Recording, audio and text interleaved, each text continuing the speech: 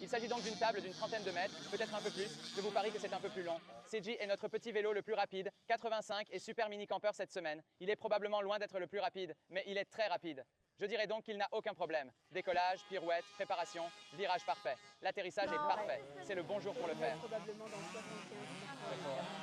Le virage et le décollage sont plutôt bons aujourd'hui. L'atterrissage se passe plutôt bien aujourd'hui. Quel est le train d'atterrissage? Ça a l'air parfait. Je suis sorti de ce virage. D'accord.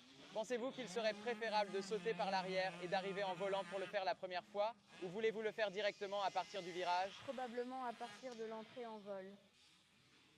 Si vous arrivez par le coin, vous pouvez peut-être ouvrir le coin. Si vous arrivez par le virage, vous pouvez peut-être ouvrir le virage et arriver avec un peu plus de vitesse. Ainsi, vous pouvez vous tenir autour du coin. D'accord. Faites quelques essais. Sautez un peu là où vous étiez, par exemple à 75% pour vous faire une idée. De cette façon, je pourrais écouter, par exemple, si vous pouvez passer à la 4e vitesse. Est-ce qu'il semble que la 4e soit suffisante? Et puis l'atterrissage est assez bon aussi? Oui.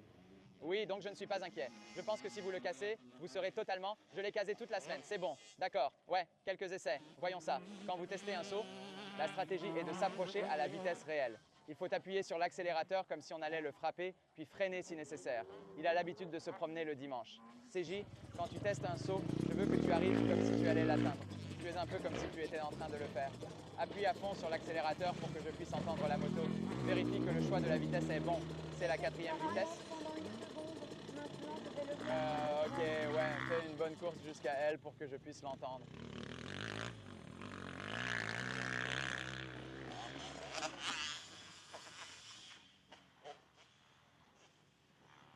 Il doit se redresser.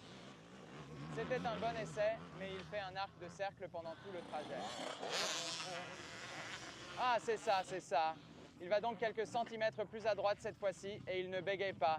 S'il fait exactement cela, il se débarrassera du bégaiement. Ah oui, le dernier était le 4e, n'est-ce pas? Oui, parfait. C'est la vitesse parfaite pour l'effacer. C'est garanti. Il suffit d'aller droit dessus et de rester un peu plus à droite. La dernière fois, c'était parfait. La fois précédente, je ne sais pas si vous l'avez senti, mais vous avez heurté le bégaiement et les bosses en bas. Où que vous soyez allé la dernière fois, si vous vous étiez engagé, vous l'auriez parfaitement franchi. Oui, monsieur, vous l'avez.